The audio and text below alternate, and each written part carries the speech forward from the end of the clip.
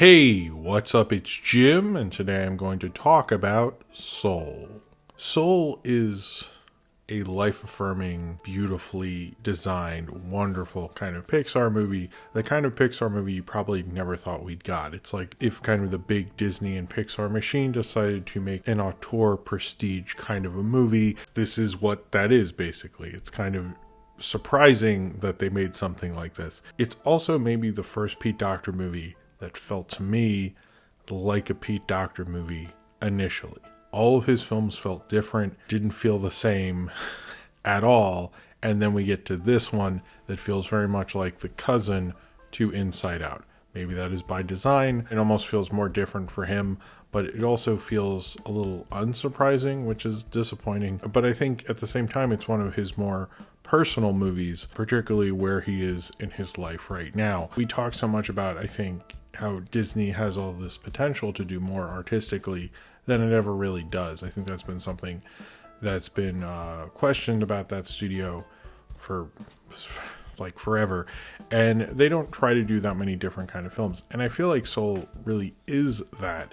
I don't know if it is in terms of maybe the quality of some of, the vast filmography of Pixar and its director Pete Docter, which so many classics, so many big movies, it's sort of not really even fair to rank them, and maybe shouldn't be part of the conversation because it just weakens what we should be talking about, which is the movie. So Soul is about this character of Joe, who is a middle school music teacher who has always wanted to play jazz piano his entire life. It's never really worked out for him, but he has a good part-time job teaching middle school band. He finally gets his shot to play piano with a jazz legend, Dorothea Williams, and he auditions, it goes well, and he is going to, play with the band. He's very excited about that, and he's not really paying attention to where he's going because he's so excited, falls down a manhole cover, which is one of those great fears I have walking around New York. He winds up, his soul, going to presumably whatever heaven is, but then he wants to find his way back so he can finally have his shot being a jazz musician, and ends up kind of mentoring another soul, 22, who presumably is the 22nd soul ever made. I don't know. Has to mentor her or this soul, who's actually genderless, but whatever, and mentors 22 to hopefully get 22's Earth pass to go to Earth and go back to his body and so forth. Then actually goes back and is in the soul of a cat, and 22 is in his body, and it various complications from there as he tries to kind of find his way back so he can finally be the jazz piano player he's always dreamed of being after being a middle-aged middle school jazz teacher for most of his life, we assume, or someone who's never gotten his chance. I do feel weird about, Pixar's made so many of these movies that are particularly about male protagonists who feel like, they're not living to their full potential or something, particularly done by people who have a major studio making their big auteur vision that's going to be mass marketed and given hundreds of millions of dollars is a bit rich and usually doesn't deal with more of the logistics of those. I think it starts to bug me more and more, whereas I used to really like the idea of The Incredibles or Mr. Incredible when I was younger, and even I think my review was more passionate about it. But I think when I look at Joe, it doesn't seem like he's really accomplished very much. He hasn't done certain things, and I don't know if I feel like I'm one-on-one with him, but I guess I've had that, you have that feeling of, finally getting your chance or whatever, and how exciting that is. But I do think a lot of what this movie really is about, and I think the final thing is being able to experience more of life. Nobody really wants to die, especially if there's like a major change. You're excited by life, and that's really what he's excited for. It's unfortunate, he's not married, he hasn't had any children, but I think it shows you, what maybe your life really represents, and that's kind of the whole point of having a soul, and this whole experience is to really show him who he is. And I think a lot of people, throughout your life, you have a hard time sort of understanding that and fully realizing that, and you have this vision of who you are, and maybe it's not really as good as you think it is, maybe it's better than you think it is, maybe it's just like not what you want it to be, but that's sort of like what life is, and you should enjoy it, which I think Soul did a very good job of doing. I also think the radical designs of it, what Inside Out did kind of like was sort of making cool, cute character designs, which seemed like very UPA influenced, seemed like he was using various animation influences to do something that was very mainstream, taking these abstract ideas like anger and so forth and making them into something that was like marketable.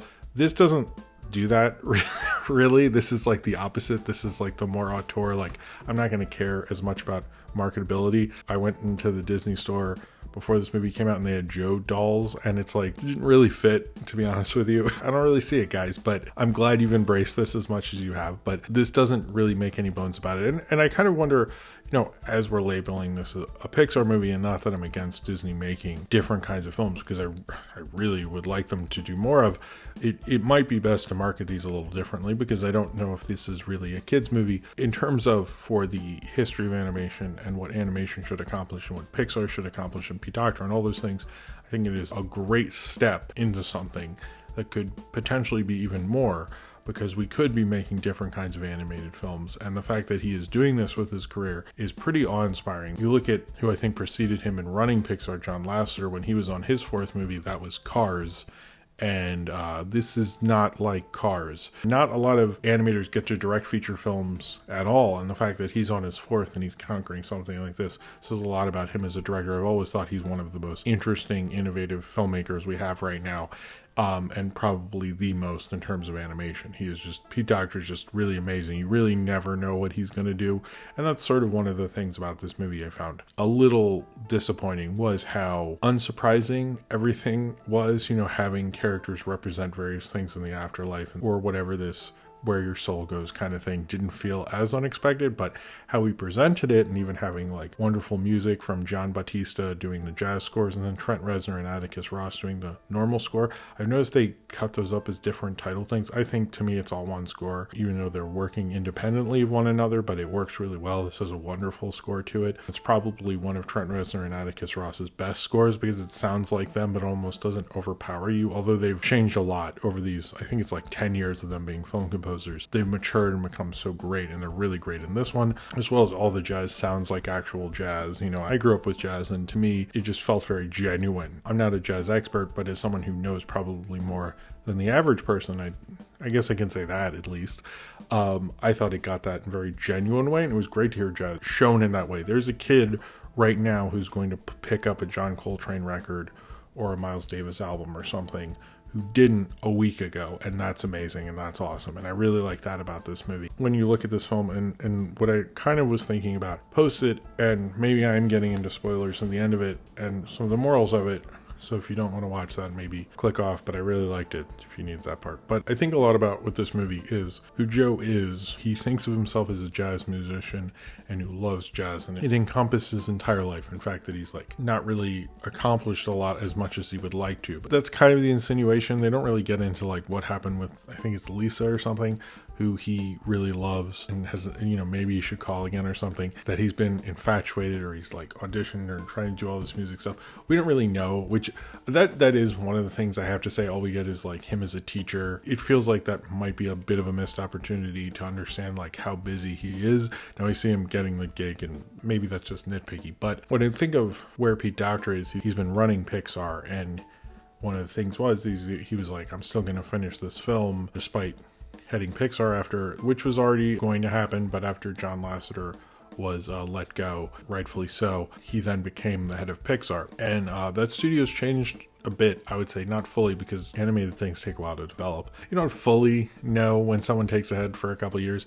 We're starting to see like different designs, different kinds of movies, more original films, less sequels getting approved. And the sequel that did was like this weird Lightyear thing. All the shorts are different. We're seeing it taken in different ways. It's almost like Joe is in this film, is he's sort of realizing his power as a teacher, and I think that goes throughout this entire film.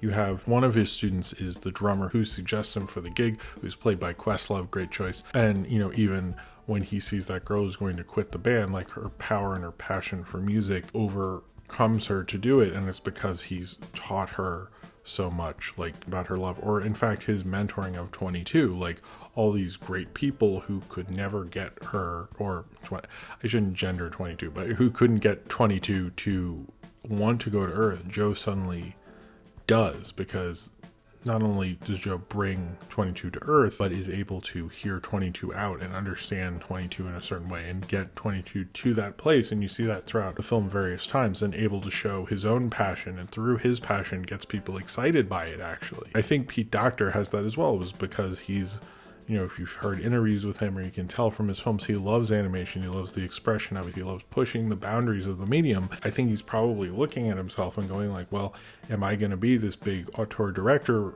of animation, which he definitely could be. This is of people who directed Pixar movies. The only person who's directed more Pixar movies other than Pete Docter is John Lasseter. And then all the other guys of the Brain Trust directed like 2 movies left, had a big bomb for Disney, then came back and had to make a sequel. Pete Docter, that wasn't ever his path. He's kind of the guy who never left. When you look at where he is, and since he is, an auteur, I think there is a certain element of this film where he's looking at like, look what I can do with the gifts I have, with the opportunity I have, but maybe I can create more opportunities for other people, and maybe I can do more as a studio head than I could as a director even. And we don't really know if that's going to be true at this point. And maybe this is his sort of last movie where he's, this is the first film I think of his where he's a protagonist that's like close to his age. I don't really know how old Mike and Sully are, but I find that to be really interesting how kind of personal this is, because it feels like he almost like artistically wants to do more, but knows, maybe it's time to shepherd other people doing those things. And I think that's something that even we saw in Toy Story 4, where Woody kind of gives up being the toy of a kid and wants to be lost with Bo Peep. And I've noticed Pixar is dealing with this a little bit more, of realizing when it's sort of your time, when it's your time to sort of, you have this passion, you're really good at this one thing, that's wonderful, you should have your time, you should enjoy it, but life is not just that one thing. You can't be a kid forever, you can't be an adult forever.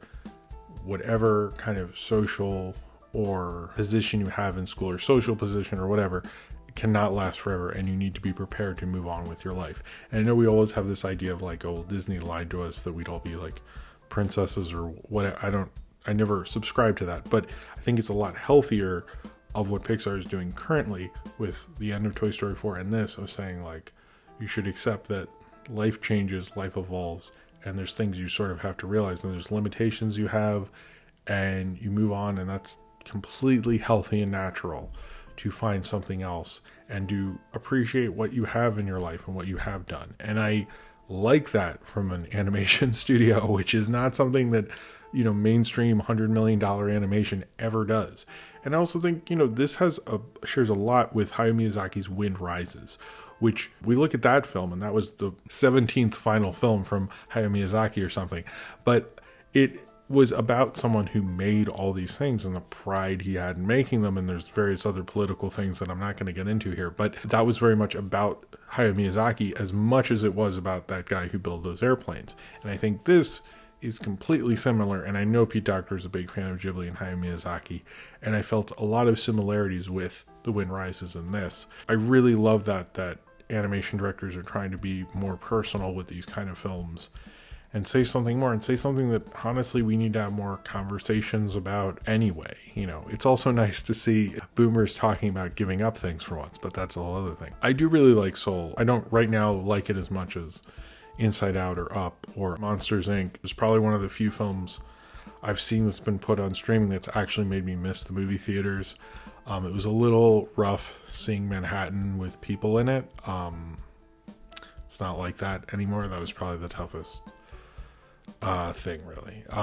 That's not what New York looks like now, unfortunately. Sorry. I think it's a really beautiful film. I like when animation pushes the boundaries of what it can do, which I think, between Spider-Verse and this, and even the original Inside Out. But I think this is showing like this is almost more of an answer to Spider-Verse than I've seen from any other animation studio that's pushing the boundaries and doing different interesting character designs and showing like what we can do with animation. Because I feel like other than the Pendleton Wards and the weirder Cartoon Network people, no one's messing with it as much as Pete Docter, and I think he did a really fantastic job here. And I did feel sort of like life affirmed from watching it. I was really glued to it, despite we all watched it as a family, and Sophie was like, getting in the way of this TV and all that stuff. I still couldn't really unglue myself from it. It really captivated me. I think it's definitely one of the best films I've seen this year. But it's interesting what this says about the future of Pixar. It's interesting what it says about the future of Pete Docter. Overall, it makes you think of what your future is. And I think as we're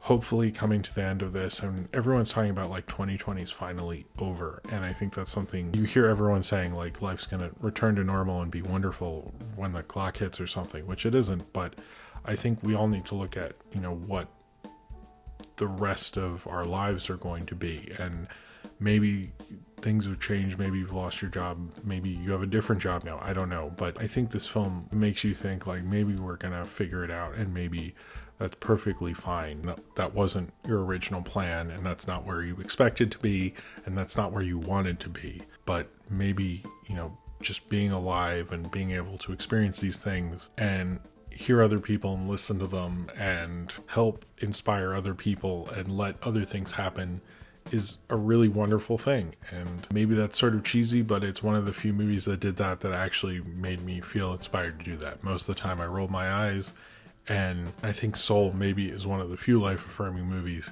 that makes me actually believe in all that bullshit.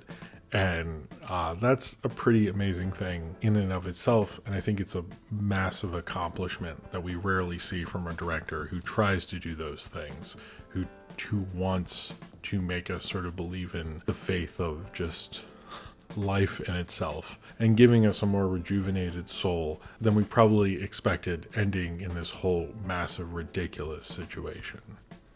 So if you've seen Soul and you would like to talk about it, then comment below in the comments and subscribe if you would like to.